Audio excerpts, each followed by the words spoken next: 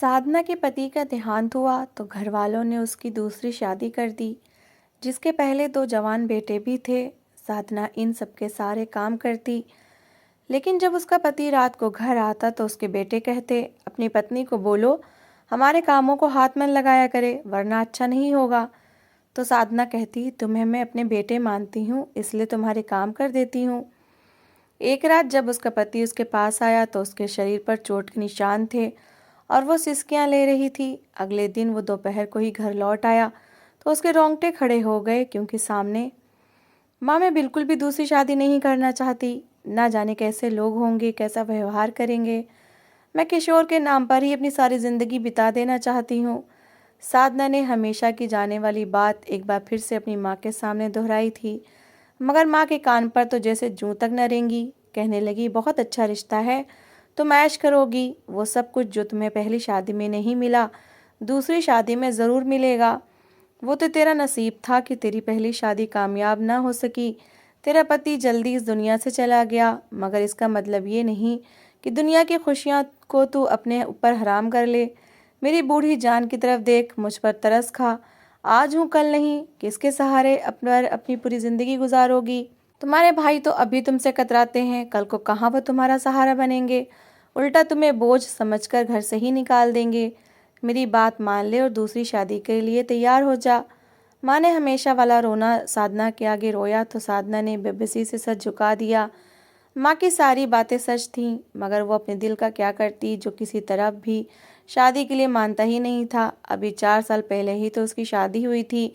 वो किशोर के साथ बहुत ज़्यादा खुश थी। अपने नए घर में अपनी मर्जी से सब कुछ किया करती थी, कोई रोक टोक करने वाला नहीं था। प्यार करने वाला पति हर वक्त लाड उठाता था, मगर 1 साल बाद वो विधवा होकर अपने मायके आ गई। ससुराल वालों ने वो घर भी छीन लिया जो किशोर ने अपनी मेहनत की कमाई से अपनी पत्नी के लिए बनाया था। जब किशोर नहीं रहा तो इस घर को लेकर साधना करती भी क्या। वो किसी के सामने सवाल ही नहीं बनना चाहती थी, इसलिए चुपचाप ससुराल का वो घर छोड़ दिया जहाँ बहुत सी यादें बसी थीं, और अपनी माँ के घर आ गई। माँ हर समय उसके दुख में घुलती रहती थीं, जबकि भाभियाँ उसे देखकर ही मुंह बना लेती थी। बिना कुछ कहे उसने सारे घर के काम अपने जिम्मे ले लिए थे। भाभियों और भाइयों के लिए सुबह सवेरे नाश्ता बनाकर उनके कमरों में पहुंचाती थी, उनके बच्चों को संभालती थी, घर के सारे काम करती थी। मगर इसके बाद भी भाभियाँ एहसान जताती रहती थीं कि हम ही हैं जिन्होंने नंद को रखा हुआ है, ये सिर्फ हमारी हिम्मत है, वरना आज के दौर में कौन ऐसे विधवा औरतों का बोझ उठाता है। उसे उसके ससुराल में फेंक देते हैं, भले वहाँ कुछ भी हो। साधना उनकी सारी बातें सर झुकाकर सुनती थी, अपने आंसू पीती रहती थी और एक और साथ ही घर के काम किए जाती थी। उसे विधवा हुए 1 साल का समय बीत गया था, मगर वो एक दिन भी किशोर को नहीं भूली थी। हर पल किशोर की याद उसके दिल में बसी रहती थी। वो कभी रो पड़ती थी और कभी मुस्कुरा देती। कभी सोचा भी नहीं था कि जिंदगी में ऐसा मोड़ आएगा जब माँ उसे दूसरी शादी के लिए कहेंगी। इस 1 साल में उसके बहुत रिश्ते आए थे, जिनमें ज़्यादातर विधुर होते थे या फिर उन्होंने अपनी पहली पत्नी को तलाक दी होती। कई कई बच्चों के बाप होते थे और साथ ही बहुत गरीब और नीचे परिवार से, कोई जुआरी, कोई निकम्मा, कोई शराबी। एक भी रिश्ता ढंग का नहीं आया था। माँ अंदर ही अंदर कुढ़ती रहती थी कि आखिर उनकी सुंदर और सुघड़ बेटी में किस चीज़ की कमी है कि इसके लिए ऐसे रिश्ते आते हैं। वो शायद ये बात भूल जाती थी कि उनकी बेटी सुंदर और सुघड़ होने के साथ साथ विधवा भी है, और विधवा के भाग्य इस समाज में कहाँ खुलते हैं। 1 साल तक माँ अच्छे रिश्ते ढूंढती रही, मगर जब कोई ढंग का रिश्ता ना मिला तो माँ को संजय समझ में आया। संजय एक बड़ा आदमी था जिसके 2 बेटे थे और वो भी जवान थे। भले उनकी शादी भी संजय के साथ ही करवा दी जाती। संजय में अच्छाई ये थी कि वो दिल का नरम था, कोई नशा नहीं करता था और अमीर आदमी था। बेटे भी उसे समय नहीं देते थे और पत्नी की मृत्यु के बाद वो बहुत ज़्यादा अकेला रह गया था, इसलिए दूसरी शादी करना चाहता था। माँ को ये रिश्ता बहुत ज़्यादा पसंद आया था, क्योंकि उनके यहाँ पैसा बहुत ज़्यादा था। संजय ने खुद एक नज़र साधना को देखा था और उसका दीवाना हुआ जा रहा था। खुद रिश्ते वाले से कहा था कि चाहे जो भी उनकी डिमांड हो, बस रिश्ता करवा दो। माँ ने जब संजय के इतनी ज़्यादा चाह देखी तो फ़ौरन ही साधना के पास पहुँच गई और उसे शादी के लिए मनाने लगी, मगर साधना की ना हाँ में नहीं बदल रही थी। आखिरकार माँ ने उसके सामने हाथ जोड़ दिए और फूट फूट कर रोईं। कहने लगी, मैं तुम्हारा भला ही तो सोचती हूँ। मैं नहीं चाहती मेरी बच्ची कि मेरे बाद तुम ज़माने की ठोकरें खाओ। अभी तो मैं हूँ, मगर सोचो कल को जब मैं नहीं रहूँगी तो तुम क्या करोगी? माँ की बात सुनकर एक पल के लिए साधना भी सोच में पड़ गई थी। वाकई वो भले भाभीियों के लिए हर काम किया करती थी, उनकी नौकरानी बनकर रह रही थी, मगर इसके बावजूद जानती थी कि भाभीियाँ उसे कुछ खास पसंद नहीं करती। हर समय भाइयों के कान में कोई न कोई ऐसी बात डाल देती थी कि वो बहन से खार खाते ही दिखाई देते थे। माँ भी अपनी बहू के स्वभाव को अच्छी तरह जानती थी, इसलिए बार बार बेटी को शादी करने की सलाह दे रही थी। वो एकदम माँ के गले लग गई और ज़ोर ज़ोर से रोने लगी। माँ, मैंने ऐसी किस्मत क्यों पाई है? मैं तो ऐसा नहीं चाहती थी कि किशोर चला जाए और मैं ज़माने की ठोकरों को सहने के लिए अकेली रह जाऊं। भाभीियों की भी मैं हर तरह से दिलजोई करती हूँ, कोशिश करती हूँ, घर के सारे काम करती हूँ, बच्चे संभालती हूँ। हमेशा कोशिश करती हूँ कि उन्हें शिकायत का कोई मौका न मिले, लेकिन वो ना जाने क्यों हमेशा मुझसे नाराज़ ही रहती हैं। कोई ना कोई ऐसी बात कर देती हैं जिससे मेरा दिल बहुत ज़्यादा दुखता है। मेरे हर काम में कमी निकालती रहती हैं और भाई को न जाने कौन कौन से उल्टी सीधी बातें बताती रहती हैं। कल ही भाई को कह रही थी कि तुम्हारी बहन सब्जी वाले की तरफ हंस हंस कर देख रही थी और सब्जी वाला भी तुम्हारी बहन की तरफ गौर से देख रहा था। लगता है इसका चक्कर चल रहा है। अभी भी समय है, अपनी बहन को नकेल डाल दो, वरना ऐसा ना हो कि हाथ से निकल जाए। ये कहते ही साधना ने एक बार फिर फूट फूट कर रोना शुरू कर दिया। तो माँ ने उसके माथे पर हाथ रखकर कहने लगी, मैं जानती हूँ मेरी बेटी कितनी बेदाग है, उनकी बातों से मुझे कोई फ़र्क नहीं पड़ता, मगर मेरे बाद तुम्हारा कोई सहारा नहीं होगा। इसलिए चाहती हूँ कि अपनी ज़िंदगी में तुम्हें सुरक्षित हाथों में सौंप दूँ। माँ की बात साधना के दिल को लगी थी और उसने दूसरी शादी के लिए हाँ कर दी। माँ तो जैसे हथेली पर सस्सो जमाने बैठ गई थी। फौरन संजय के घर वालों को बुला लिया। कुछ लोगों में साधना का विवाह करके उसे विदा कर दिया। साधना किशोर को भुला नहीं पाई थी, मगर पूरे दिल से संजय को स्वीकार किया था और अपनी नई जिंदगी के सपने आंखों में सजाए पिया देश आ गई थी, मगर नहीं जानती थी कि यहाँ नई परीक्षाएं उसकी प्रतीक्षा कर रही होंगी। संजय एक अच्छा पति साबित हुआ था। उसने साधना के साथ कभी भी जोर ज़बरदस्ती नहीं की थी। साधना ने खुद ही घर के सारे कामों का जिम्मा अपने सर पर ले लिया था और कहा था कि वो उसके बेटों का ख्याल रखेगी। संजय ने उसे मना करने की कोशिश भी की थी, मगर साधना ने ये कहते हुए उसे चुप करवा दिया कि ये दोनों अब मेरे बेटों की तरह हैं। संजय इस पर कुछ बोल ना सका। हाँ, मगर उसने अपनी पत्नी की अच्छाई को खूब सराहा था, जो उसकी औलाद को भी अपनी औलाद की तरह मान रही थी। संजय सुबह काम पर जाता और शाम को वापस आता था। कभी कभार तो आधी रात भी हो जाती। संजय के बेटे ज़्यादातर फ्री ही रहते थे। वो ना कोई काम करते थे और ना ही पढ़ाई करते थे। साधना उन्हें इतना फ्री देखकर हैरान रह जाती। उसे तो 4 दिन भी फ्री नहीं रहा गया था। उसने घर के काम संभाल लिए थे ताकि खुद को व्यस्त रख सके। वो कैसे लोग थे जो पूरा दिन बस खाते पीते अपने कमरे में मौज मस्ती में गुजारते और एक तरह की रूटीन से बोर भी नहीं होते थे। बहरहाल साधना अमीन के मामलों में हस्तक्षेप नहीं कर सकती थी, इसलिए चुप रही। जो भी वो करते साधना की प्रॉब्लम नहीं थी। उसे बस अपने पति के दिल में जगह बनानी थी और अपने घर में अपनी हैसियत मजबूत करनी थी, जहां वो अपनी पूरी ज़िंदगी बिताने वाली थी। शुरू में घर के छोटे मोटे काम ही साधना के जिम्मे थे। उसे नाश्ता बनाकर खाना तैयार करना पड़ता, बर्तन धोना, झाड़ू देना और कपड़े धोना नौकरानी ही करती थी। साधना के कोई और काम नहीं थे और ना ही कोई बच्चा था जिसके साथ वो अपना दिल बहला सकती। इसलिए उसने नौकरानी को मना करके घर के काम शुरू कर दिए। वो अपने बेटों का नाश्ता खुद बनाकर उनके कमरे में पहुंचाती, उनके कपड़े प्रेस करती और धोती, हर तरह से उनका ख्याल रखने की कोशिश करती और कमरों की सफाई भी करती। मगर एक शाम जब वो सब डाइनिंग टेबल पर बैठे खाना खा रहे थे, तो बड़े बेटे ने प्लेट उठाकर ज़मीन पर दे मारी और अपने बाप से कहा, पापा, अपनी पत्नी को समझा दीजिए कि हमारे कामों को हाथ ना लगाया करें, वरना अच्छा नहीं होगा। संजय ने गुस्से से उसे देखा और कहा, अपना व्यवहार ठीक कर लो, वरना मुझसे बुरा कोई नहीं होगा। बेटा गुस्से से उठकर अपने कमरे में चला गया। साधना ने छोटे बेटे की तरफ देखा और कहा, मैं तुम लोगों को अपना बेटा मानती हूँ, इसलिए तुम्हारे सारे काम कर देती हूँ और घर में भी फ्री रहकर मैं क्या करूँ।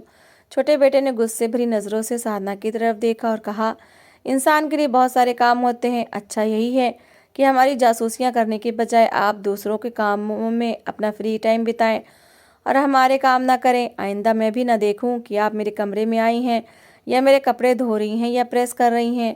पापा, जो नौकरानी हमने रखी हुई थी उसे दोबारा रख दें, कम से कम वो हमारे कमरों में तो नहीं घुसती। छोटा बेटा बदतमीजी करके चला गया। साधना ने भी भीगी आंखों से संजय की तरफ देखा और कहा, मैं तो चाहती हूँ कि घर का माहौल अच्छा हो, इसलिए इन सब के काम करती हूँ, मगर ना जाने ये क्या समझते हैं। मैं इनकी कोई जासूसियाँ नहीं कर रही और मैं इनकी जासूसियाँ करके क्या कर लूँगी। संजय ने उसे तसल्ली दी और कहा, मैं उनसे बात करूँगा। और फिर घर का माहौल ठीक हो गया। पता नहीं संजय ने अपने बेटों से बात की थी या नहीं, लेकिन अब उन्होंने संजय के सामने साधना को बुरा भला कहना छोड़ दिया था। काफ़ी दिन सुकून के और अच्छे बीत गए, मगर एक रात साधना और उसका पति अपने कमरे में बैठे हुए थे। संजय साधना के करीब हुआ तो उसका दिल धक से रह गया। साधना के शरीर पर जगह जगह चोटों के निशान थे। उसके कंधे पर नील पड़े हुए थे और टांगों पर भी गर्दन पर बड़े लाल निशान थे और कमर भी ऐसे ही थी जैसे किसी ने लाठियों से मारा हो। संजय हैरान होकर कहने लगा, साधना, तुम्हारे शरीर पर ये निशान कैसे आए हैं? ऐसा लग रहा है जैसे किसी ने तुम्हें बहुत मारा हो। साधना ने घबराई आवाज़ में कहा, आज मैं सीढ़ियों से गिर गई थी और मुझे काफ़ी चोट लगी थी। दवा लगाने वाला कोई नहीं था, इसलिए निशान नहीं गए। उसने उस समय बात बना ली थी, मगर संजय को कुछ और ही लगा। वो उसके झूठ को मान भी लेता अगर साधना उस समय सिसकियाँ लेकर ना रो रही होती। और लगभग हर तीसरे चौथे दिन वो ऐसे सिसकियाँ लेकर रोया करती थी। तब संजय ने चोटों के निशान नहीं देखे थे। वो उससे पूछता भी था कि वो क्यों रो रही है, तब वो कोई ना कोई बहाना बनाकर बात टाल दिया करती थी। मगर आज संजय जान गया था कि शायद इन जख्मों की वजह से ही वो रो रही थी। उसने साधना के जख्मों पर दवा लगाई और उसे आराम करने के लिए कहा और ख़ुद भी उसके बराबर में लेट गया। मगर पूरी रात उसे नींद नहीं आई। वो जागते हुए करवटें बदलता रहा और सोचता रहा कि आखिर सीढ़ियों से गिरने से इतनी चोटें तो नहीं लगती। ज़रूर घर में कुछ ऐसा हो रहा है जिसके बारे में उसे पता नहीं था। दूसरे दिन संजय जल्दी वापस आया और देखना चाहता था कि असल मामला क्या है। घर में दाखिल हुआ तो उसके पैरों के नीचे से ज़मीन निकल गई। उसे अपनी आंखों पर विश्वास नहीं हो रहा था। सामने का दृश्य सिर्फ झूठ और फरेब लग रहा था। साधना ज़मीन पर पड़ी हुई थी और उसके दोनों बेटे उसे ज़ोर ज़ोर से मार रहे थे। एक बेटे ने लकड़ी का डंडा उठा रखा था जबकि दूसरे के हाथ में जूता था और वो दोनों साधना पर लात और घूंसे के साथ साथ डंडों की भी बरसात कर रहे थे। बड़ा बेटा कहने लगा कि तुमने हमारे घर में आकर हमारी माँ की जगह ले ली है, हमारे बाप को हमसे दूर करने की कोशिश की है। हम तुम्हें छोड़ेंगे नहीं। तुम क्या समझती हो, ये छोटे मोटे काम करके और हमारे आगे पीछे फिर कर तुम हमारा दिल जीत लोगी? ये जगह हमारी माँ की थी जो इस दुनिया से जा चुकी हैं। इसके बाद हमने कभी किसी को अपनी माँ की जगह देने के बारे में सोचा भी नहीं है। तुम्हारे लिए यही अच्छा है कि बिना पापा से बात किए यहाँ से दफ़ा हो जाओ, वरना हम तुम्हें इस घर से बाहर कर जाने पर मजबूर कर देंगे। साधना ज़मीन पर पड़ी कराह रही थी, मगर कहने लगी, मैं बिल्कुल भी ऐसा नहीं करूँगी। मैं तुम्हारे बाप को छोड़कर कहीं नहीं जाऊँगी। तुम लोग कैसे बेटे हो जो अपने बाप की खुशी नहीं देख सकते? तुम्हें दिखाई नहीं देता कि मुझसे शादी के बाद वो खुश रहने लगे हैं? वो खुद मुझसे ये बात कहते हैं कि वो बहुत अकेले थे, अब वो मेरे साथ खुश हैं। तुम्हें अपने बाप के चेहरे पर खुशी दिखाई नहीं देती? तब छोटा बेटा गुस्से से आगे बढ़कर कहने लगा, हमें सब दिखाई दे रहा है। वो तुम्हारी चापलूसी में आ गए हैं। तुम्हारी मीठी मीठी बातों ने उनके दिल में जगह बना ली है, मगर वो नहीं जानते तुम्हारी मीठी बातें ही उनके लिए जहर हैं। तुम इन्हीं मीठी मीठी बातों से हमारे बाप को हमसे दूर कर दोगी। उन्हें पता भी नहीं चलेगा। हम तुम्हारे इरादों को कभी भी कामयाब नहीं होने देंगे। तुम्हें इस घर से निकाल कर छोड़ेंगे। साधना कहने लगी, ऐसा कभी नहीं हो सकता। मैं कभी भी ऐसा मौका नहीं आने दूंगी कि संजय मुझे छोड़ दें।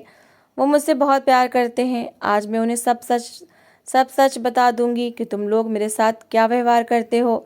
बस बहुत हुआ। मैं अब तुम्हारा दिल जीतने की कोशिश नहीं करूंगी, बल्कि तुम्हारे बाप के सामने तुम्हारी सच्चाई रख दूंगी। अगर तुम्हें मुझसे ज़रा सी भी मोहब्बत होगी तो वो ज़रूर मेरी बात का विश्वास करेंगे। अगर तुमने पापा से शिकायत लगाने की कोशिश की तो हमसे बुरा कोई नहीं होगा। वैसे भी वो तुम्हारी बजाय हमारी बात का विश्वास करेंगे। तुम्हें तो पूछेंगे भी नहीं। हम उनके बेटे हैं, तुम तो गैर औरत हो। अभी कुछ समय हुआ है तुम्हें उनकी ज़िंदगी में आए हुए, वो क्यों तुम्हारा विश्वास करेंगे? बड़ा बेटा आगे बढ़कर साधना का मुंह दबोचने लगा। तो उसी समय संजय अंदर गया। बस कर दो तुम दोनों और दफ़ा हो जाओ मेरे घर से।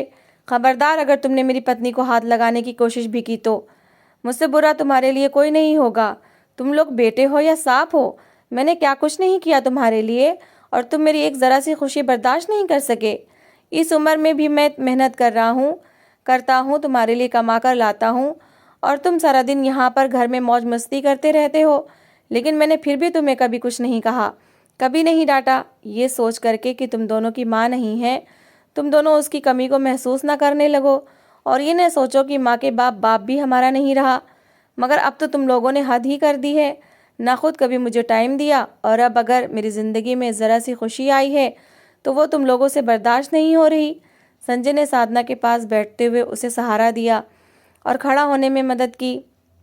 जब बड़ा बेटा आगे बढ़कर साधना पर हाथ उठाने लगा, क्योंकि उसे बहुत गुस्सा आया था कि बाप ने साधना की तरफदारी क्यों की है, लेकिन तभी संजय ने ज़ोरदार थप्पड़ बेटे के मुंह पर मारा और छोटे बेटे के मुंह पर भी एक थप्पड़ मारा और कहने लगा, शायद इस थप्पड़ से तुम्हें एहसास हो जाए कि तुम लोगों ने कितना गलत किया है। अब मेरी नज़रों के सामने से दफ़ा हो जाओ।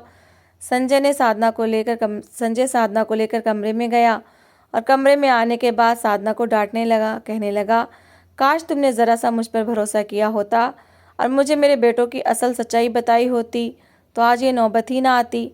साधना रोने लगी और कहने लगी, मैं आपकी ज़िंदगी में अभी अभी तो आई थी, अभी से आपकी ज़िंदगी में फसाद डालना शुरू कर देती, आपके बेटों की शिकायतें लगाती, उन्हें आपसे और आपको उनसे दूर कर देती। वो लोग मुझे गलत समझते, मैं चाहती थी कि प्यार मोहब्बत से उनके दिल जीत लूँ।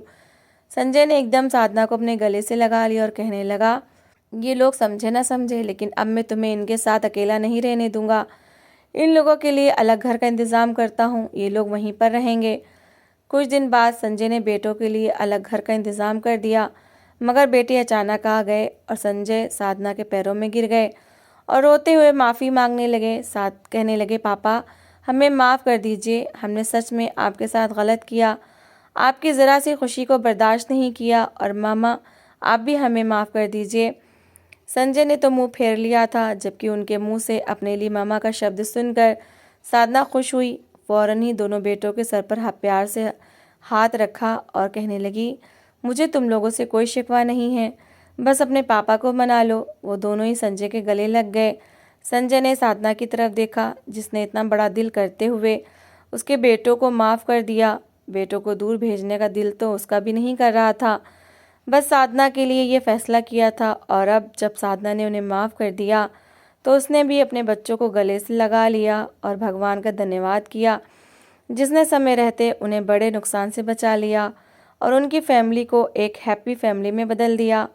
तो दोस्तों, इस कहानी को लेकर आपकी क्या राय है, कमेंट बॉक्स में ज़रूर बताएं। और अगर आपको हमारी आज की कहानी अच्छी लगी हो तो प्लीज़ इसे लाइक ज़रूर करें। अगर आपने अभी तक हमारे चैनल को सब्सक्राइब नहीं किया तो ज़रूर कर लीजिए। तो मिलते हैं ऐसी ही एक और मोटिवेशनल कहानी के साथ। Thanks for watching.